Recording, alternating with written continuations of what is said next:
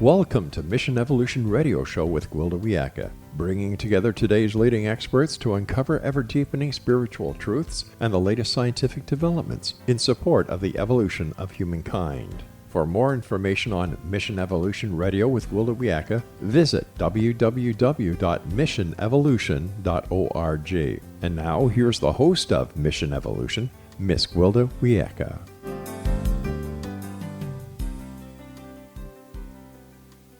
Hello, dear friends, and welcome back to Mission Evolution Radio Show, where we share the latest information and leading-edge thoughts to support the path to unity and enlightenment. I'm your host, Gwilda Wiyaka. This hour we'll be exploring Revitalizing Eden, the evolution of belief. In the face of infinite possibility, we create our beliefs living within the prison of their limitation. Never has it been more true now than is now as we stand at the precipice of a massive transformation globally and as individuals. What happens if we don't evolve with the changing times? Will we continue staggering around blindly, causing mayhem, unaware of our folly? Are even our physical bodies and their influence with all that is more intelligent, interactive, and far-reaching than we think? What can we become physically, emotionally, mentally, and spiritually with a shift of perspective? Can our belief systems evolve freely, freeing us up to embrace our potential? For that matter, what is our potential? Our guest this hour is uniquely qualified to help us explore these questions. Bruce H. Lipton, cell biologist and lecturer, is an internationally recognized leader in bridging science and spirit. Bruce was on the faculty of the University of Wisconsin School of Medicine and later performed groundbreaking stem cell research at Stanford University. He's a best-selling author of The Biology of Belief, author of The Honeymoon Effect, and with Steve Bhaerman, co-authored Spontaneous Evolution. Bruce received the 2009 prestigious Japanese Goi Peace Award, an honor of his scientific contribution to world harmony. His website, brucelipton.com. Bruce, thanks for joining us on Mission Evolution. I am so excited to be here with you, Gwilda. Thank you so very much because, as you mentioned, the planet is going through a very strange, chaotic period. But what's interesting, chaos is not random.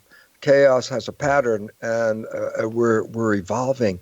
And if you see the pattern, it's so much more beautiful than what we see in our current day-to-day world. So I'm looking forward to this great evolution we're in. I am too.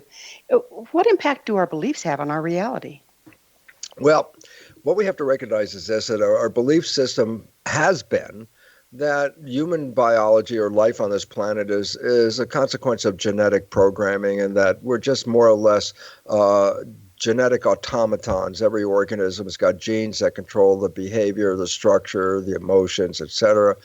And this leads us to believe that we're just like these devices that show up in biology and live a life and then die and then go back into chemistry again. And in fact, it's pretty much what I was teaching medical students back in 1970s and 80s, a concept called genetic determinism, that genes actually determine the character of our life. So we're pre-programmed at the moment of conception.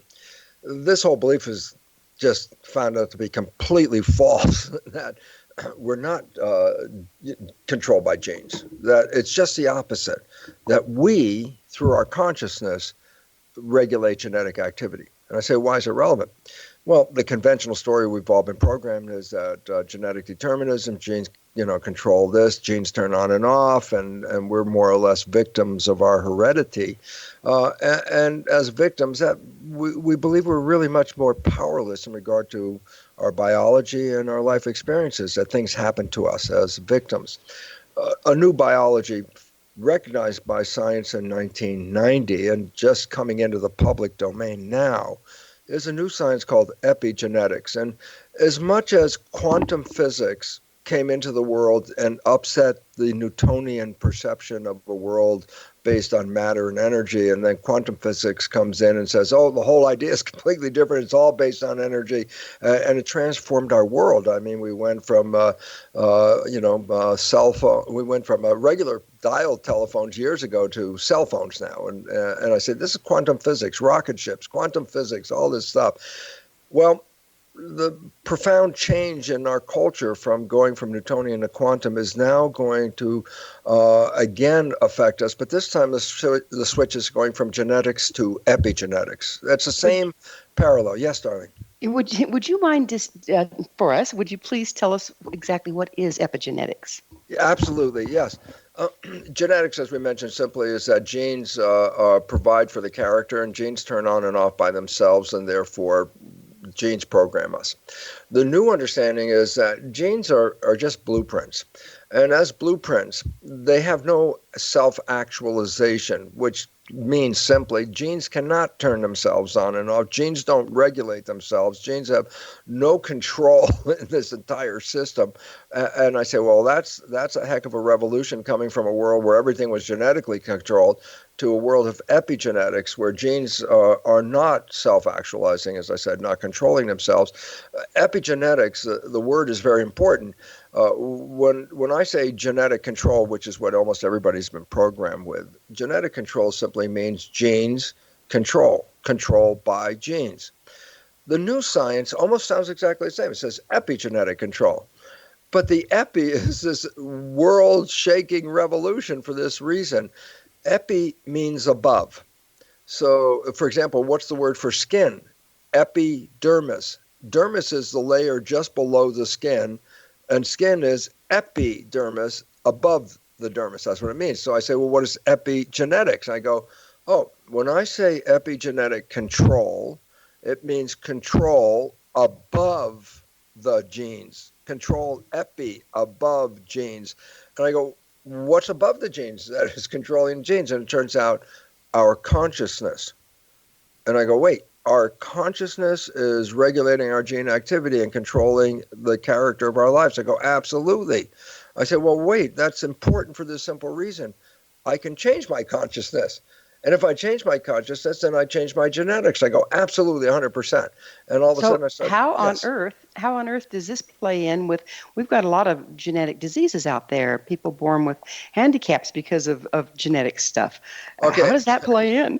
Well, let's say now as we're starting to correct the nature of how genes work, the control is above the genes. The control is the mind. The mind working through the brain releases chemicals into the blood, and the blood is the environment in which the cells live. Cells are like fish. The aquarium under our skin is the blood, and the blood carries nutrition and information. And the information that it carries can regulate the genes. So all of a sudden, why this really becomes important is if I change my consciousness, I change the chemistry that comes from my brain, and the chemistry controls the behavior and the genetics. And I say, well, why is that relevant? Well, since I can change consciousness, then I'm not a victim. I am the master of my biology, not just my internal genetics and my internal health and physiology, but I'm also creating through my consciousness the outer life experience. And then again, it comes back to it and says, well, if it's consciousness and we mediate our own consciousness, and by absolute definition, we are creating our life experiences both biologically inside and behaviorally outside. We're manifesting a life based on consciousness. And then you go, well, that sounds new agey. That's very new agey. I go, no, it's not new agey. Matter of fact, in 1925, when quantum physics was introduced into the world, the first big premise of quantum physics was that our life experiences are strictly due to consciousness. That's what quantum physics is all about. It says consciousness is creating our world. Change consciousness, change the creativity. I go, wow, my God, that was in 1920s. But now it's manifesting itself in biology because that consciousness is now connected to epigenetics. It provides a mechanism of what was referred to as mind-body. And that was, that's the topic of all New Age people, mind-body. And I go, no, now mind-body is epigenetics. And all of a sudden, it's a science.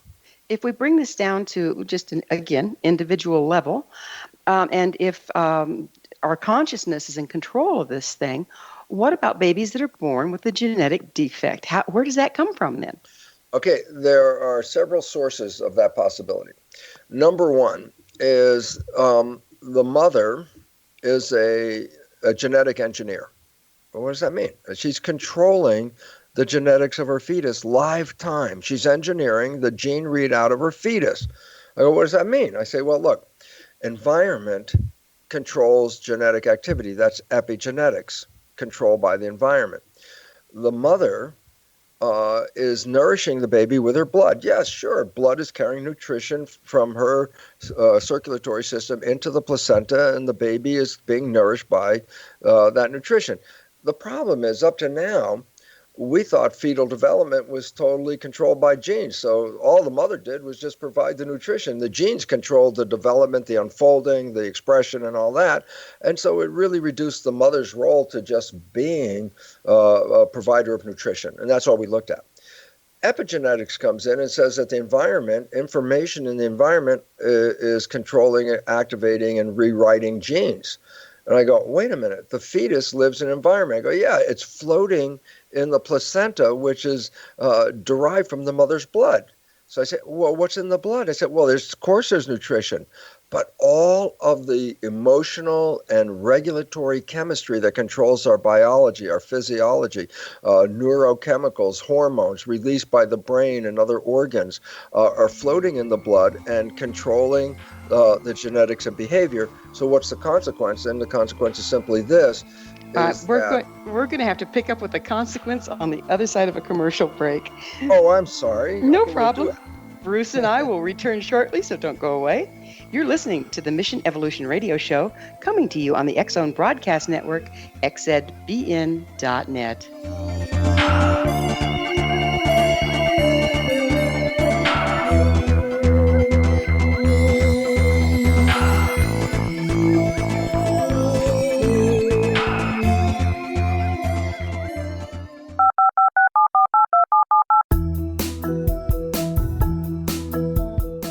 Did you know that when you're on the road with limited data or Wi-Fi, you can still listen to the X-Zone Radio Show with Rob McConnell, The Science of Magic with Gwilda Wiyaka, X-1, Dimension X, Space Patrol, and every minute of the X-Zone Broadcast Network by calling 213-401-0080, courtesy of Audio Now.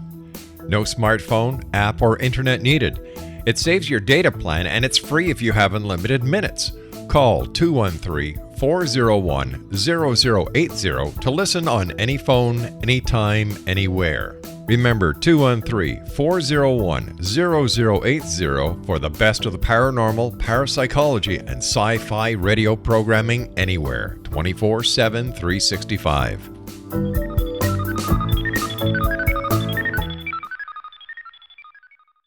You have heard of the X-Zone? Now watch it on Simul TV. Plus 500 video games, live TV channels, free video on demand, worldwide, and more. Does this sound like tomorrow's television? Well, it is, but you can have it today, right now. It is Simul TV. Simul TV offers what the others only wish they could provide. 15 exclusive channels like X-Zone, Sci-Fi, and Horror. We are worldwide. No other provider offers that. 500 built-in video games. No need to have an extra expensive system. We have them included. Free video on demand. Live streaming events from around the world. Interactive online network, and much more. Tomorrow's TV today. Simul TV. Sound too good to be true? Well, it's not. You can have Simul TV today. Sign up at simultv.com. Do it today.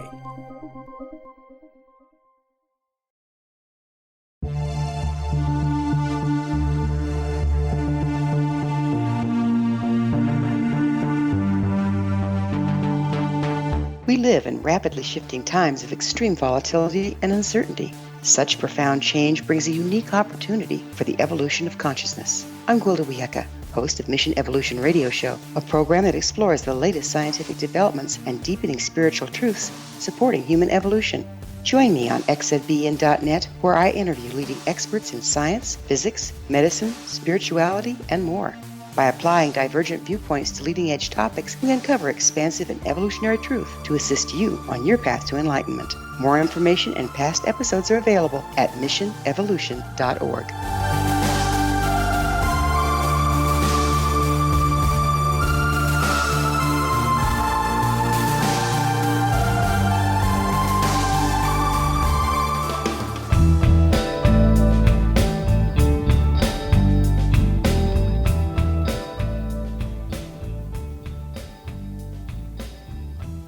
welcome back. This is Mission Evolution Radio Show, dedicated to unification and evolution of consciousness. To stay abreast of all the wonderful information and tools we have to offer, visit our website, missionevolution.org. I'm your host, Gwilda Wiyaka, and our special guest this hour is Bruce H. Lipton. His website, brucelipton.com. Bruce, as I heard you talking about the environment of the mother and how it is more of a dictating factor than we thought, I can't help but go back to when, in the old day, they say, well, don't braid your hair when you're pregnant, or the cord will tie, or don't expose yourself to this and don't expose yourself to that. And as we got into science, we decided, that was just old wives' tale. It looks like there was more wisdom to some of that than what we thought. Well, absolutely. The whole idea is this: our thoughts are turned into chemistry. Basically, simplest fact. If I have a belief in love, all of a sudden I see someone that, I love that person. That image of love is translated by the brain into chemistry. The chemistry includes dopamine, which is pleasure. That's why we love being in love. It's like, it feels so good to be in love. But it's also got oxytocin that's released when you're in love to bond you to the source of love. Vasopressin is a chemical released by the brain that makes you more attractive to keep your partner present longer. And growth hormone, which does exactly what it says. So if I have a picture of love in my head, then I release the chemistry that complements that picture: pleasure, attractiveness, growth hormone, bonding. And I go, that's really cool. And that adjusts my biology. The growth hormone is why when people fall in love, they're so healthy. People talk about that healthy glow that love provides. It's like, that's a chemistry that is translated from the concept of love into chemistry by the brain and then affects the cells. And I say, that's really wonderful stuff. But I say, what if I have a picture of fear in my head, something that I'm afraid of? I go, that chemistry that was released by love is surely not going to be released. In fear, I release all different kinds of chemicals, such as stress hormones or factors that affect the immune system in a very negative way. And I say, where's the problem? I say, the chemistry that comes from fear actually shuts down growth and the immune system. And that's why people who live in chronic fear are always getting sick, because they've interfered with their biology with what? The chemistry derived from a fear thought is chemistry that does not support health. And so basically, it says, oh my goodness, as I change from thought A to thought B to thought C, I release different chemicals that complement that thought, be it a positive thought or a negative thought. And I say, relevance back to the story of a child being carried by a mother in the womb. The mother is experiencing the world outside. She translates that experience into the chemistry and emotional chemicals, whether it's love or anger or whatever it is. This is chemicals. I go, why is it relevant? Because the fetus is using the same blood. So whatever chemistry is organizing the mother to respond to her world, adjust her biology to respond to her world, that chemistry passes into the placenta. And as it does so, it affects the genetic readout of her child. You might sound, that sounds kind of stupid, but it's it's very important just for a simple fact. If a child is being carried in a woman at a time of peace and love, then the wonderful things such as the growth hormone and all that go into the placenta and also affect the child. Pleasure, joy, growth. The feeling of being loved is really great. It enhances vitality. But if the mother is living in an environment which is very, causing great fear, war, violence, whatever it is, and she releases those chemicals that are preparing the body for fight or flight. That's what the stress hormones do, prepare it for fight or flight. I say, what happens if the mother is experiencing a fearful situation as she's developing a baby? I said, the baby's getting the hormones of fight and flight, no hormones of love. I say, that changes the genetics, because now this child is going to develop into what? A street fighter. I go, wow. The other thing here, Bruce, is that also explains the genetically carried, seemingly, trauma from like the Holocaust or various things that entire races carry along. It's been put into their genetics from the exterior, and then it's carried there. So if we have a child that's been brought up in trauma, we've all gone through it, and that's been coded into our genetics. Now, how do we become empowered to shift that when we're no longer children and subject to? Let's go back to the difference between genetics and epigenetics. Genetics is the actual blueprint. that makes a protein. That's the physical blueprint. Epigenetics is how I can modify the blueprint without changing the original blueprint. So I could inherit a negative gene. And if I'm living in the same lifestyle that whatever my parents were that passed that gene to me, then I'm going to experience life just as they did. But if I change my life, then that gene will not be expressed that way. Epigenetics will change it to correspond to what my new life is. So in other words, genetics is hardcore program. That's it.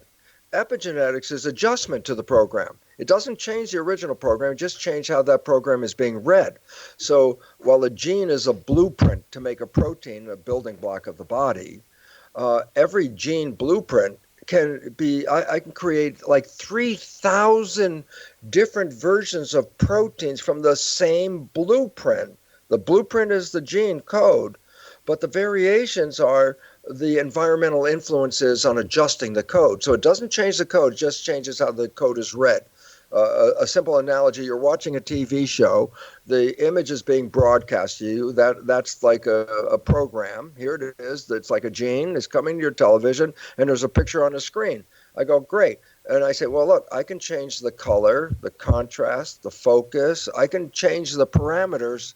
And I said, well, I'm just changing it on the screen. I didn't change the original broadcast that was coming in. So the broadcast is like genetics. And adjusting the dials to fix the image the way you want to see it is epigenetics. I never changed the original broadcast. I'm just changing the way it's being read. So if my parents had experiences that caused my gene to adjust to the way they're experiencing life, they pass that epigenetic program with me along with the gene. There's the gene and the program. The gene is going to stay the same, but in my world, I have the opportunity of changing the program. And since I can create over 3,000 different variations of proteins from the same blueprint, then imagine this. Some of those proteins are really good and enhance my life.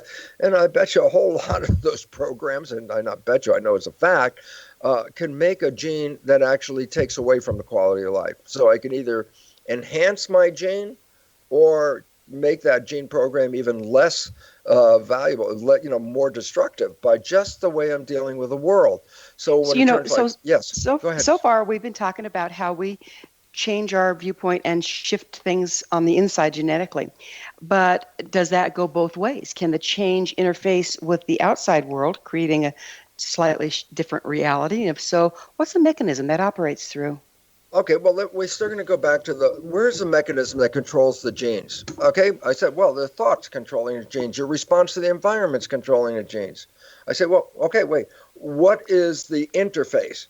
The environment's going to alter my genes. What's the interface? I say, my mind, because my mind reads the environment and turns it into complementary chemistry.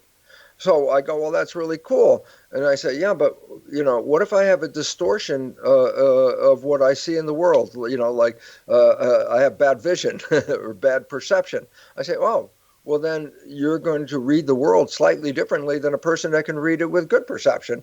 But that difference will then also manifest a physical and behavioral change as well, because remember, when I see the world, whether I see it in the correct interpretation or a misperception, it doesn't make a difference to my cells. My cells don't see the real world. My cells only see my interpretation of the world, and that interpretation is turned into chemistry, which controls the genes. If I change my interpretation of the world, then I change my genetic activity.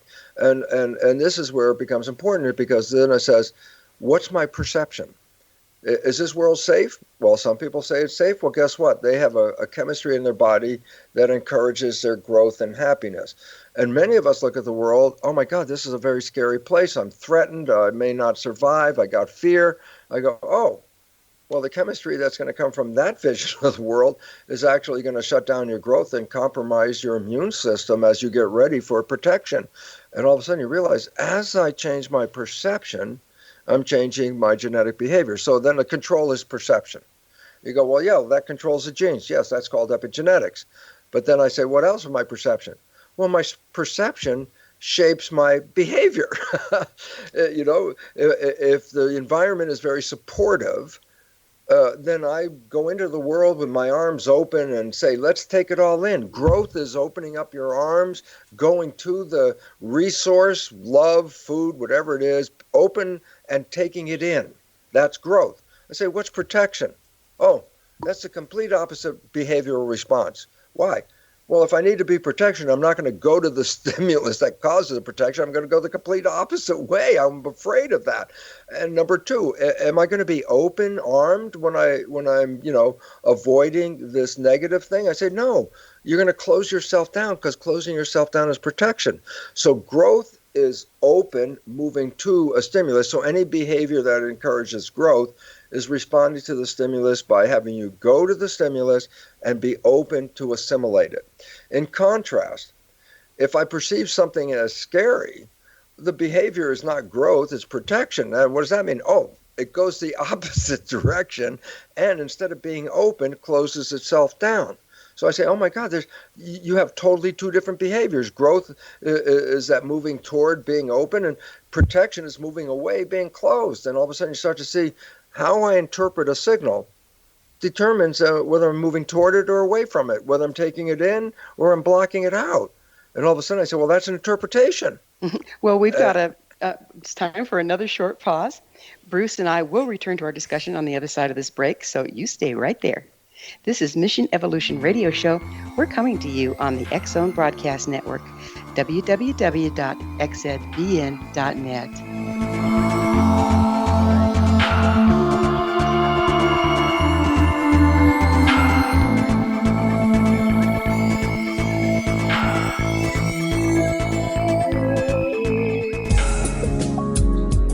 From our broadcast studios in Hamilton, Ontario, Canada, to the world and beyond, you're watching the X-Zone Broadcast Network, www.xzbn.net.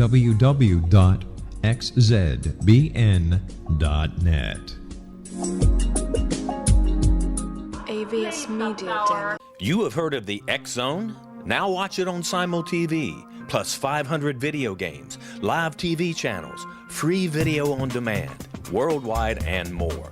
Does this sound like tomorrow's television? Well, it is, but you can have it today, right now. It is Simul TV.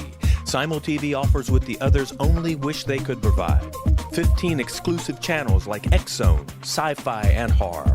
We are worldwide. No other provider offers that. 500 built-in video games. No need to have an extra expensive system. We have them included. Free video on demand. Live streaming events from around the world, interactive online network, and much more. Tomorrow's TV today. Simul TV. Sound too good to be true? Well, it's not. You can have Simul TV today. Sign up at simultv.com. Do it today.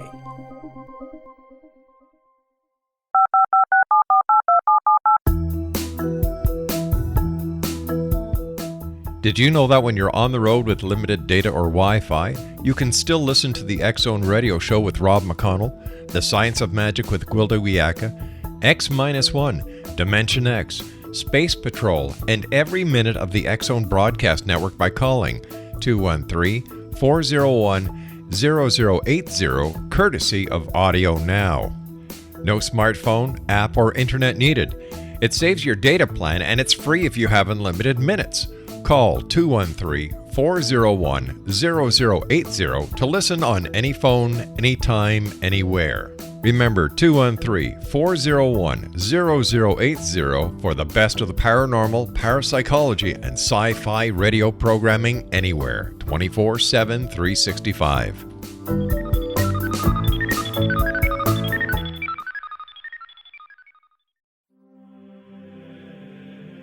Rob McConnell here, presenting an overview for Nicholas Paul Jennings, author of a fascinating book, Amen. It presents facts revealed by Egyptologists, facts that enable us to understand why Amen is the beginning of creation of God. It provides recommendations for religious leaders of the major religions to unify their beliefs and teach the Word of God. Love one another. Amen informs people how mankind conceived God. It was the Egyptians that developed the concepts of a soul, a hereafter, and Son of God. And finally, after the worship of many gods, they conceived the belief in one universal God, the maker of all there is. For more information, visit www.futureofgodamen.com. That's www.futureofgodamen.com.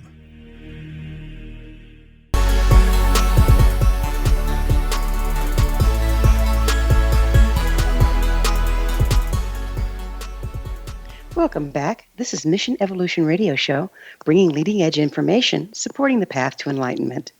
Don't miss all the wonderful things we have to offer on our website, missionevolution.org. I'm your host, Gwilda Wiyaka, and we're speaking with Bruce H. Lipton. His website is brucelipton.com. Bruce, I'm going to change gears a little bit here. What is the Darwinian social consciousness you speak of? Well, as we talked about, our perceptions of the world adjust our biology and adjust our behavior. And if we buy a perception, then by definition, we're going to obviously try to conform to live in harmony with that perception.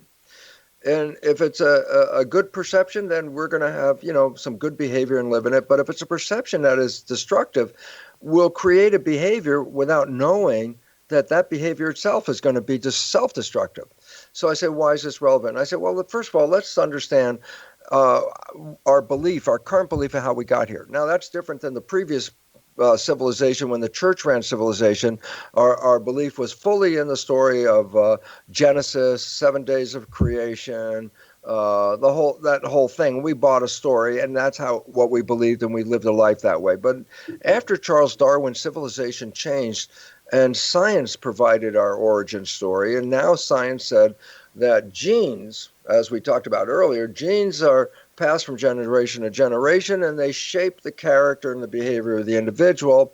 And then I say, so what does all this mean? Well, evolution means to get more fit, to be more capable of surviving. So, because if you're not evolving, you're devolving, and that goes the other way. So I say, well, so what did we buy? The story. And the story is a mistake, a story that's not even true, but shaped our current belief in civilization's evolution. And this is so important because it says our entire belief is based on a false understanding. And that false understanding came from a guy called Thomas Malthus. And Malthus created a philosophy called pessimism. So you can see it already is a negative place. And pessimism was a philosophy that simply said this: if a farmer is growing food and animals, like growing grain and animals, I say, yes. I say, well, what about it? I say, well, he grows grain and he gets a bushel this year. And if he works really hard, he can increase it to 2 bushels next year. And if he works really, really hard, he may be able to increase his production to 3 bushels the next year, and et cetera, 1 bushel at a time. So basically, that's called arithmetic. Number of bushels per year, 1, then 2, then 3, 4, 5, 6, 7, 8, 9, so that I'm increasing the yield. And I say, what about animals? And then Malthus comes up and says, oh, animals are different. Animals grow geometrically. I said, what does that mean? I say, well, first there are 2 animals, and then they mate, and then they create 4 animals. And then 4 animals mate, and they create 8 animals, and 8 animals and 16. And all of a sudden I say, wait, the food is going up 1 bushel at a time, 1, 2, 3, 4, 5, 6, 7, 8. Animals are going up 2, 4, 8, 16, 32. It's doubling. What was the point? Well, if you were making a chart and plotting it, you'd see at some point, guess what? The animals are reproducing faster than the food. And therefore, the evolution at that moment will be based on a struggle. Which animals were more capable of getting the food? They'll be the ones that will survive. The ones that won't compete in that by necessary definition are going to die out. So I say, what's evolution based on? Darwinian theory uses Malthus' theory and says, life is a struggle for survival. Why is it a struggle? There's not enough food and there's too many animals. And so you say, well, what do you have to do? You have to compete. And I say, well, who's going to win? The one that is most fit. So survival of the fittest in the struggle for existence became a philosophy that was a perception. I say, why is it relevant? Well, we take our perceptions and match our behaviors to the perception. I say, oh, yeah, look at the world. We're in a struggle of competition, fighting each other, goes to violence, turns into war, because everyone believes there's not enough. And as a result, they're fighting and competing with each other, and it's actually very self-destructive. And well, that perception created the issue. And it looks to me like that perception or the story or the latest theory that's bought by the masses is what controls our genetics, is what controls everything.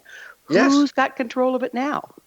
Well, the idea is we always have control of it as personal individual, but the question is, where are you buying your belief?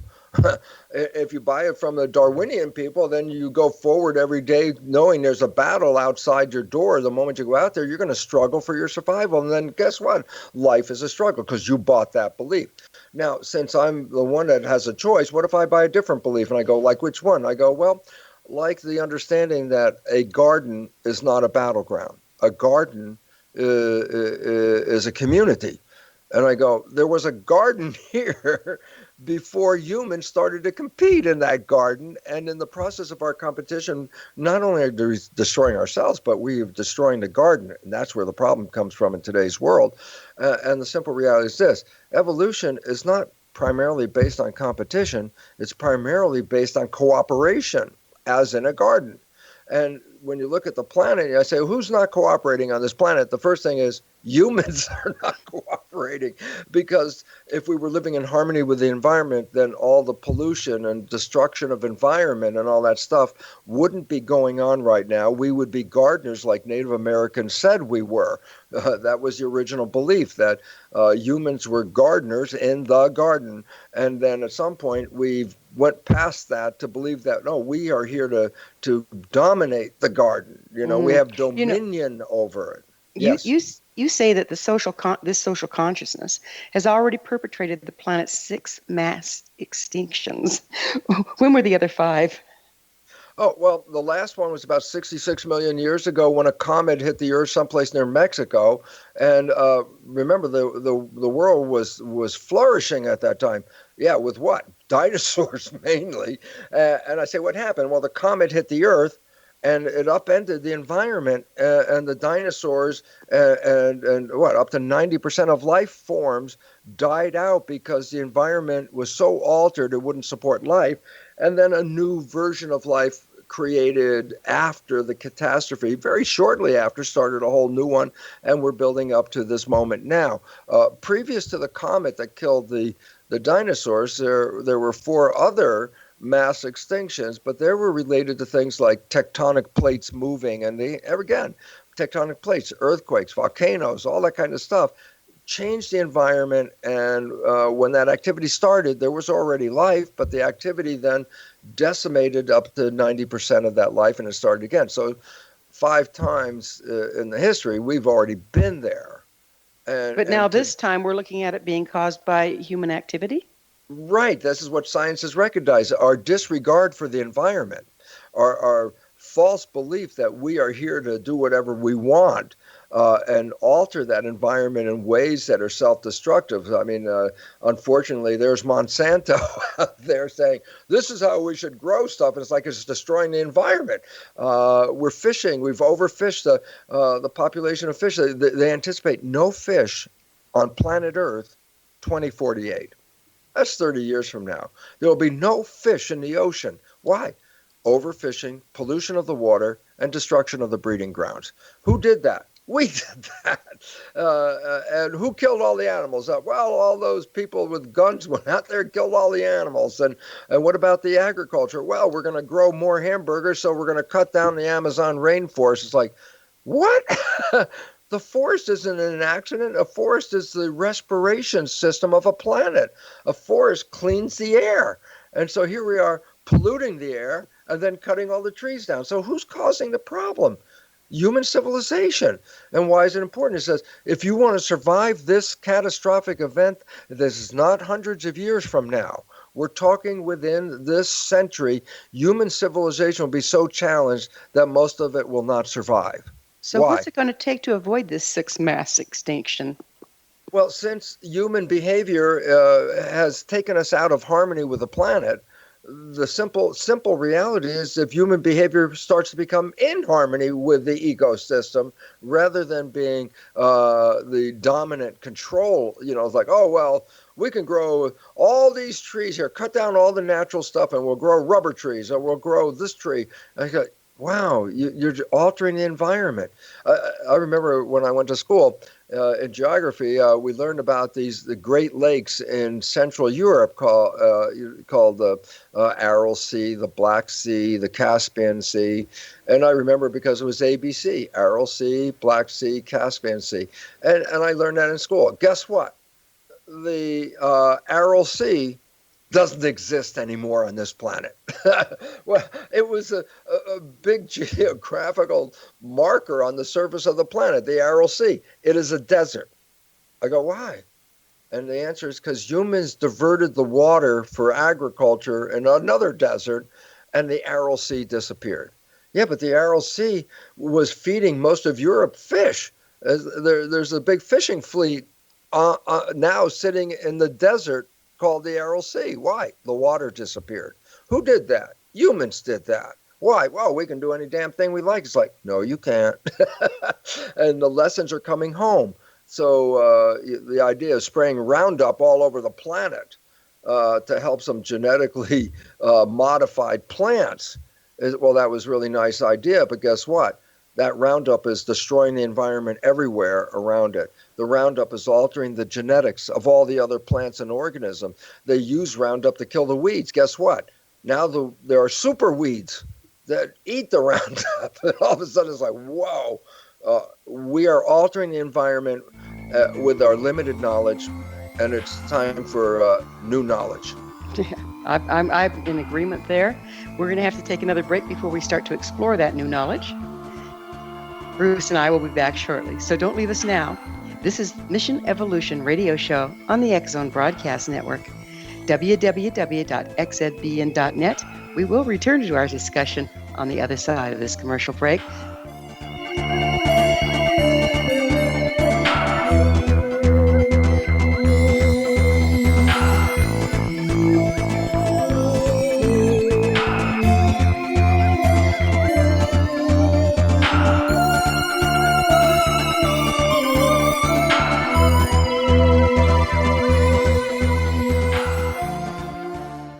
You have heard of the X-Zone?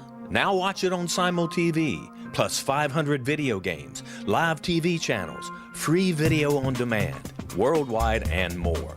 Does this sound like tomorrow's television? Well, it is, but you can have it today, right now. It is Simul TV. Simul TV offers what the others only wish they could provide.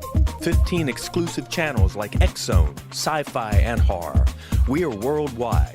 No other provider offers that. 500 built-in video games. No need to have an extra expensive system. We have them included. Free video on demand. Live streaming events from around the world. Interactive online network, and much more. Tomorrow's TV today. Simul TV. Sound too good to be true? Well, it's not. You can have Simul TV today. Sign up at simultv.com. Do it today. The new nonfiction book, Razor of Madness, is similar to cult movies like Clockwork Orange, Dragon's Tattoo, or The Other Side of Hell. Wayne Morin Jr. and Thomas Lee Howell expose widespread and systematic deficiencies in this thought-provoking tell-all novel. Mind control rages among scholars in law schools. Human rights are ignored while thought reform and mental manipulation are accepted practices used as behavior modification. Dr. Louis Jolyon West comes to mind. Media and public scrutiny shows that United States mental hospitals are in fact destructive murder industries. Razor of Madness expose novel details this epidemic through an in-depth professional and personal investigation. For decades, there has been a revolving door policy that still releases killers and pedophiles back into society. The maestro of mind control continues to haunt America to this very day. Razor of Madness is available in paperback or as a downloadable ebook at Amazon.com.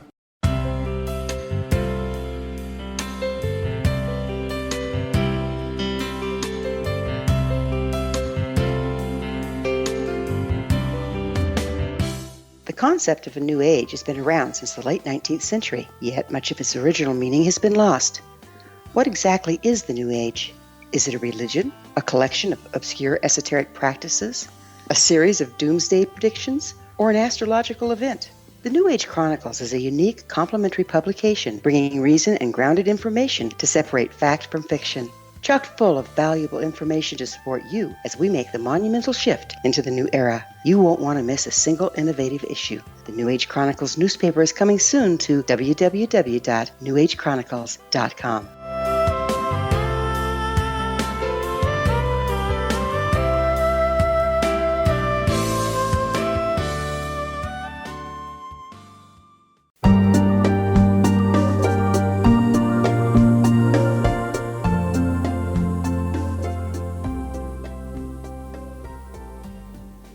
Welcome back. This is the Mission Evolution Radio Show, bringing together gifted people of service to the world.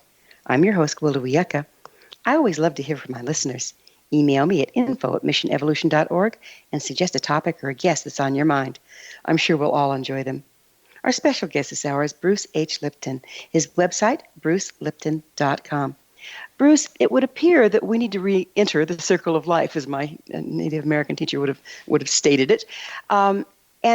So what is the biology behind our interconnectedness with all organisms in the biosphere? Well, what it turns out is that we'll go back to before life was here. And I'll say there was a gaseous environment, a mineral environment, and all that. And then I say, we introduced life. I say, what was the first thing that changed? I say, well, the gaseous environment changed. In fact, beginning life, they were using carbon dioxide for respiration, and they were giving off oxygen as a waste product. I said, what was the result of this early plant world where oxygen was waste product and carbon dioxide was nourishment? I say, well, it started out with a lot of carbon dioxide in the atmosphere, but as the plants started to take over, oxygen concentration in the atmosphere started building up. That was the waste product. And I go, well, what was the result of that? And I said, it reached oxygen levels at such high levels that lightning storms initiated fires. The planet was on fire because there was too much oxygen. And so I says, well, you can't have plants only because if they're only plants, you're going to use up all the carbon dioxide and then, infiltrate the atmosphere with all this oxygen. So guess what? You create animals. What do animals do? They breathe in oxygen and release carbon dioxide. So if you put the two together, you can have balance again. I go, that's what evolution is all about.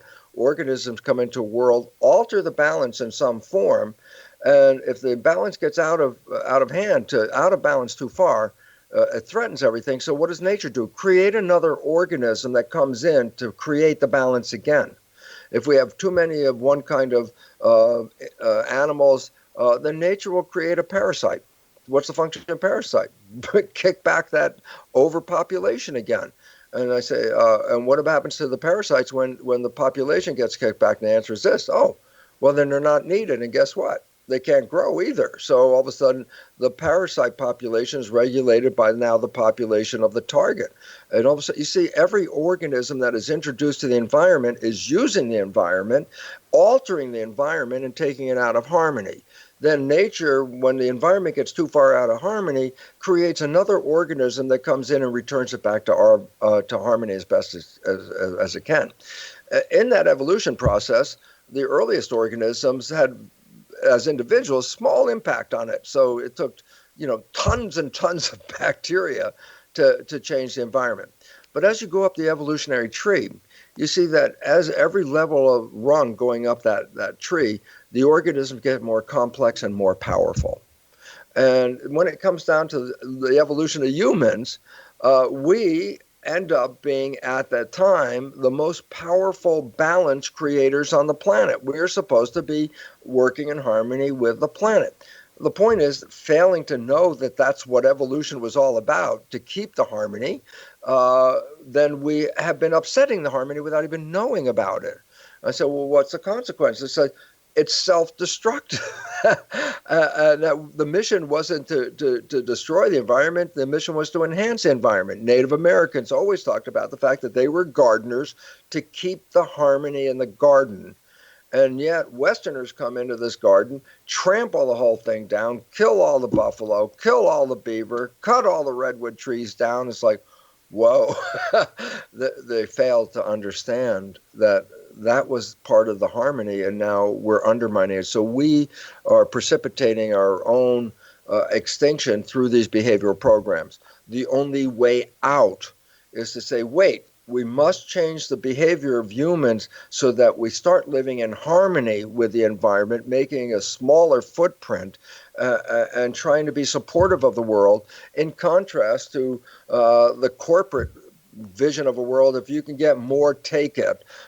It's like, no, we have to come back into balance and cooperate with the environment. We are the environment. That's what people fail to get. And I say, because if you destroy the environment, by definition, you also destroy humanity. And So if, yes. you have some interesting thoughts that I'd love to have you share while we have a little time left here about what part the cell wall plays in our interconnectedness with all things. Well, very importantly, what knowledge do most of us have? Remember, the knowledge we have creates the filters that determine the behavior. And I say the knowledge that we have right now is that the nucleus of the cell, where the genes are, is the brain. And as the brain, the genes control our behavior, and we're just more or less victims of our genetic programming, which the big word is victim. The new science says no. The brain of the cell isn't the nucleus. The nucleus is reproduction. It has the blueprints to make the parts. And we gave the gonad of the cell, let's put it, male scientists, gave the gonad of the cell the equivalent of the brain. The brain and the gonad are the same. I said, no, totally wrong. Nucleus is not making any action and determination. Nucleus just has the repository of all the blueprints.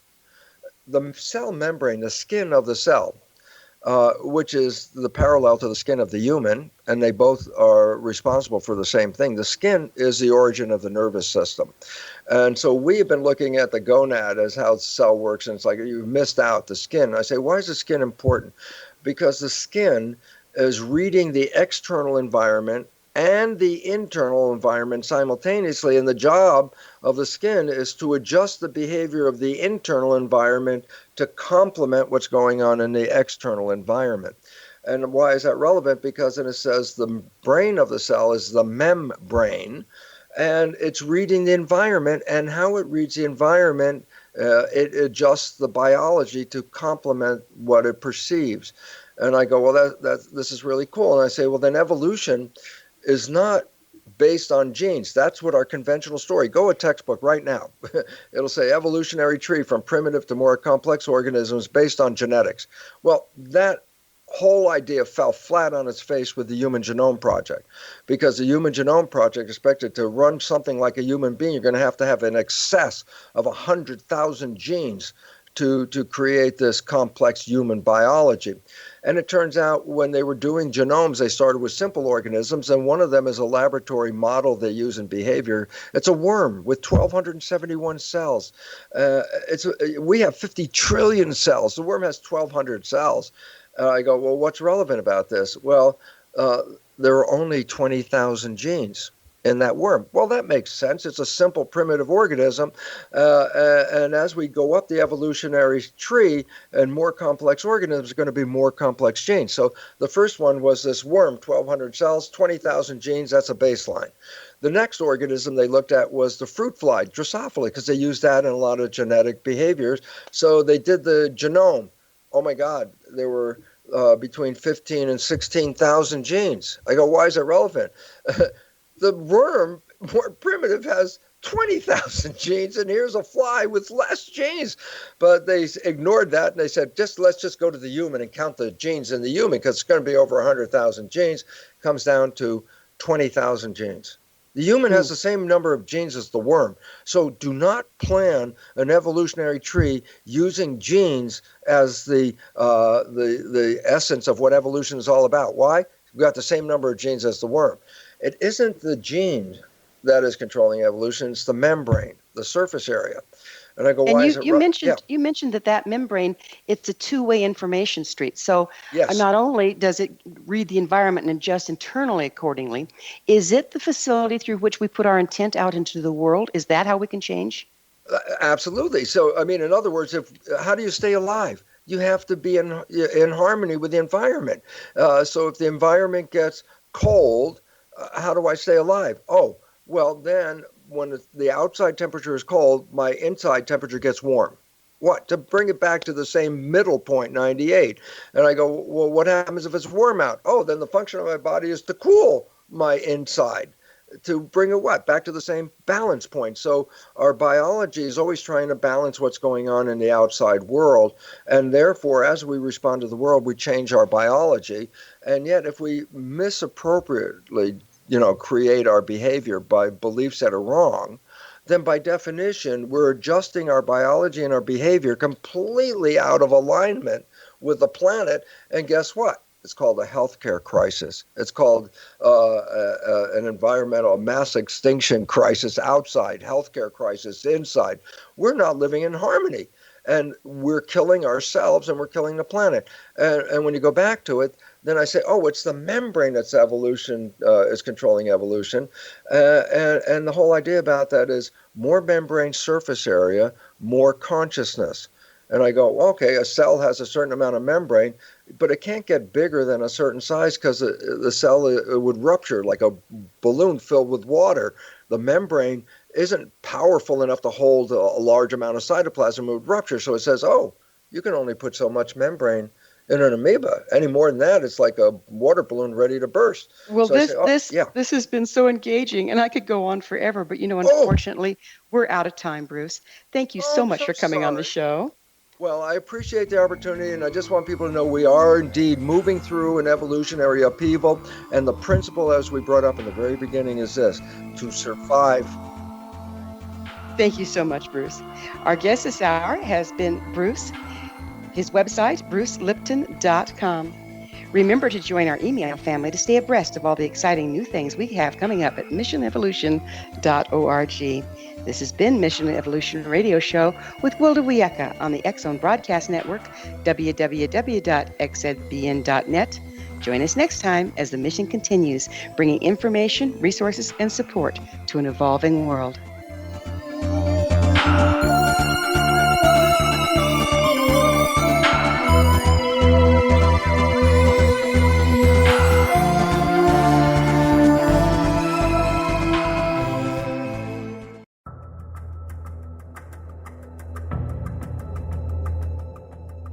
Modern Esoteric, Beyond Our Senses by Brad Olson, consummates the lifeology story about where humanity originates.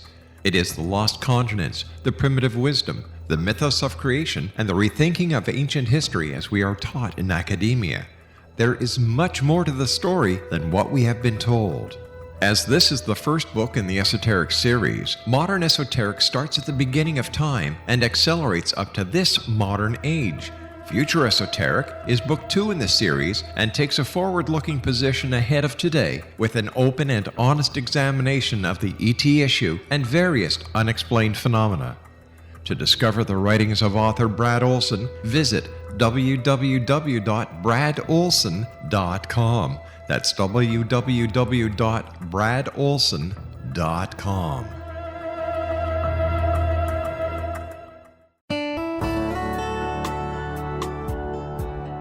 Are you or is someone you know struggling with addictions, depression, anxiety, relationships, low self-esteem, lack of confidence, grief, success, and prosperity?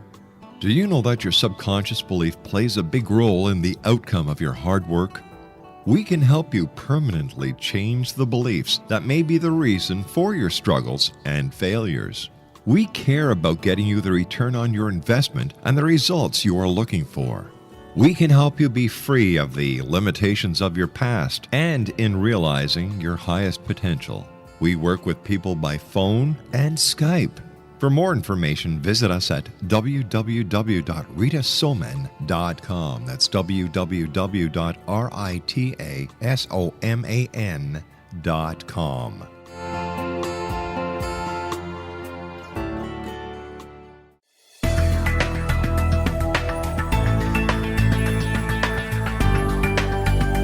Do you think you have energy problems in your home? Do you feel better when you're away than when you're home?